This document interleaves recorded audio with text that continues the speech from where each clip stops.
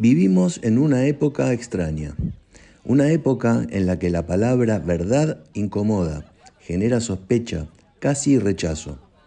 Hoy parece más aceptable decir esta es mi verdad que afirmar simplemente esto es verdadero. Y esa transformación, que muchos celebran como una ampliación de la libertad, merece ser pensada con cuidado.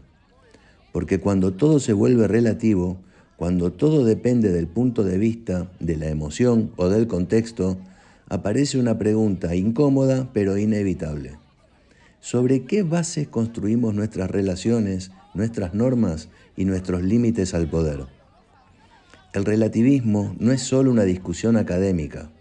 No vive encerrado en libros de filosofía ni en aulas universitarias. Está presente en la forma en que hablamos, en cómo educamos, en cómo discutimos política, en cómo justificamos conductas y sobre todo en cómo evitamos juzgar aquello que nos incomoda. Muchas veces se lo presenta como sinónimo de tolerancia, de apertura mental, de respeto por la diversidad, pero rara vez se discuten sus consecuencias más profundas. Porque renunciar a la verdad objetiva no es un gesto neutral, tiene efectos reales. Cuando todo es opinable, la palabra pierde peso. Cuando no hay criterios comunes, los acuerdos se vuelven frágiles. Y cuando no existe una verdad que limite, el poder deja de rendir cuentas. En este episodio vamos a reflexionar sobre el relativismo, su origen, su sentido y sobre todo su impacto en la vida cotidiana. No para imponer una visión única, sino para recuperar una pregunta fundamental que parece haberse perdido en el ruido contemporáneo. Si todo es relativo, entonces, ¿qué nos protege? Para entender por qué el relativismo tiene hoy tanta presencia, primero hay que aclarar de qué estamos hablando, porque el término se usa mucho, pero casi nunca se define con precisión. En términos simples, el relativismo sostiene que no existen verdades objetivas y universales, sino que toda verdad depende del punto de vista de quien la afirma. Lo verdadero deja de ser algo que se descubre y pasa a ser algo que se construye desde la experiencia, la cultura, la identidad o la emoción. Según esta mirada, no hay hechos válidos para todos, sino interpretaciones. No hay criterios comunes, sino perspectivas. Y no hay verdad que obligue, sino relatos que compiten entre sí.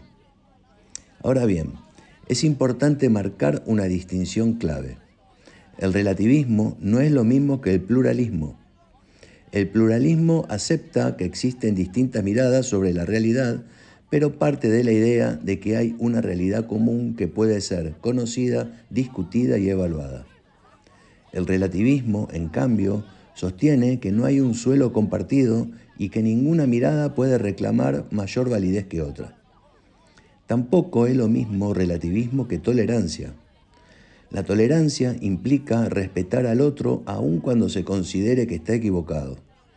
El relativismo elimina incluso la posibilidad de que alguien esté equivocado, porque niega la existencia de un criterio para juzgar. Por eso, cuando el relativismo se instala, aparece una frase que se vuelve casi incuestionable.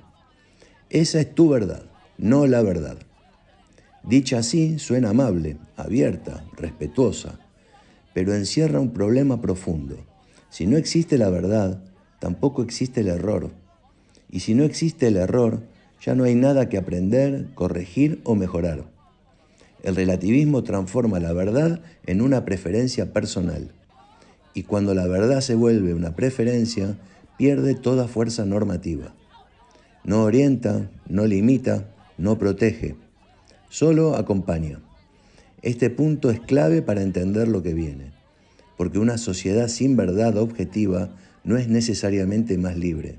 Muchas veces es simplemente una sociedad sin defensas. El relativismo no se impone con libros de filosofía ni con grandes declaraciones teóricas. Se instala de manera silenciosa, en frases comunes, en gestos cotidianos, en decisiones pequeñas que, sumadas, van cambiando el clima moral de una sociedad. Uno de los primeros ámbitos donde se nota es en las relaciones personales. Cuando se afirma que no hay valores objetivos, los compromisos dejan de ser acuerdos éticos y pasan a ser arreglos circunstanciales. Frases como "para mí eso no está mal" o "cada uno define sus límites" parecen inofensivas, pero en realidad eliminan cualquier marco común. Si todo depende de cómo me siento hoy, entonces la palabra dada pierde peso. La fidelidad, la responsabilidad o la lealtad dejan de ser principios y se convierten en estados de ánimo.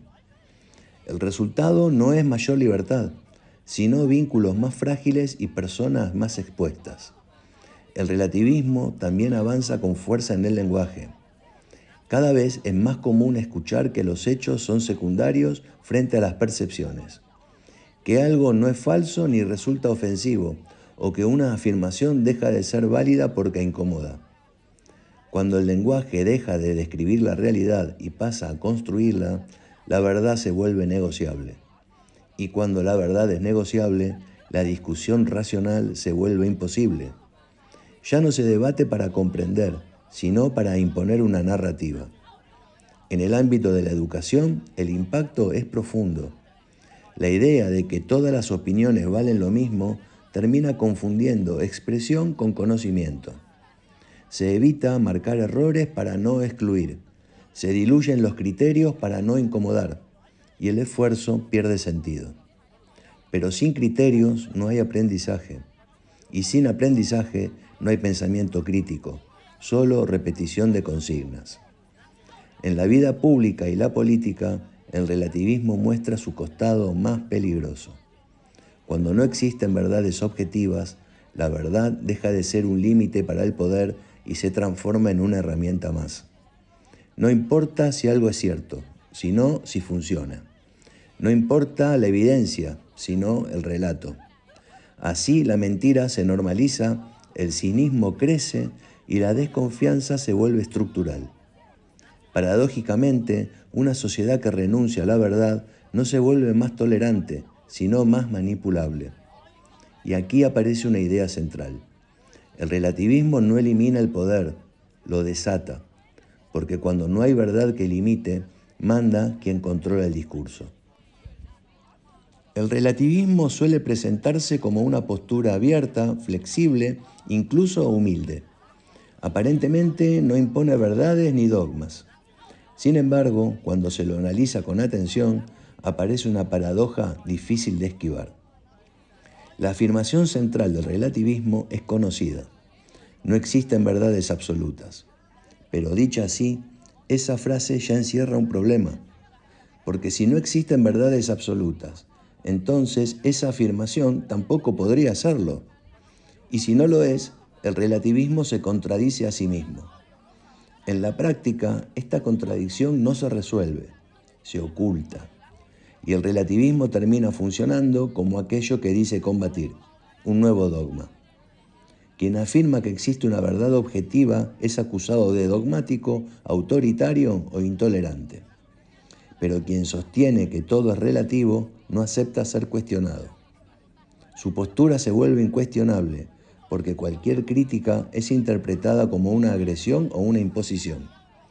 Así, el relativismo deja de ser una invitación al diálogo y se transforma en una regla implícita. No se puede afirmar nada con convicción sin ser sospechoso. Este fenómeno se vuelve visible en la vida cultural y política actual. No se discuten ideas, se etiquetan personas. No se refutan argumentos, se cuestionan intenciones. El desacuerdo ya no es parte del debate, sino una falta moral. La paradoja es clara. En nombre de la tolerancia se cancela la discusión. En nombre de la diversidad se uniforma el pensamiento. Y en nombre de la libertad se limita la posibilidad de decir que algo es verdadero. El relativismo, lejos de ampliar el campo del pensamiento, lo estrecha. Porque si nada puede afirmarse con firmeza, entonces solo sobreviven los discursos avalados por el poder cultural, mediático o político del momento. Al final, la renuncia a la verdad no produce pluralismo, sino conformismo. No genera libertad, sino silencio. A lo largo de este episodio recorrimos una idea que suele pasar desapercibida. El relativismo no es solo una postura intelectual, es una forma de mirar el mundo que tiene consecuencias concretas.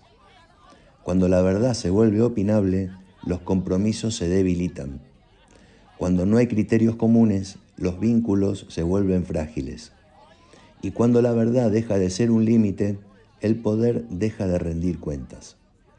Defender la existencia de verdades objetivas no es un acto de intolerancia. Es, por el contrario, una condición básica para la libertad. Porque solo cuando algo es verdadero para todos, el individuo puede protegerse frente al abuso, la manipulación y la arbitrariedad. Una sociedad que renuncia a la verdad no se vuelve más justa ni más abierta, se vuelve más vulnerable, más dependiente del relato dominante, más expuesta a que otros decidan qué es real y qué no. En Radio Antorchas creemos que pensar estos temas en profundidad no es un lujo académico, sino una necesidad cultural. Por eso, si este episodio te resultó interesante, o si hay algún otro podcast del canal que te gustaría ver desarrollado con más profundidad, te invitamos a que los dejes en los comentarios. Saber qué temas quieren profundizar también es parte de construir este espacio. Si todavía no lo hiciste, te invitamos a seguirnos en el canal, visitar nuestro sitio web y sumarte a las distintas plataformas donde Radio Antorchas sigue creciendo como comunidad de ideas, debate y reflexión. Porque en tiempos de confusión, pensar con claridad también es una forma de resistencia.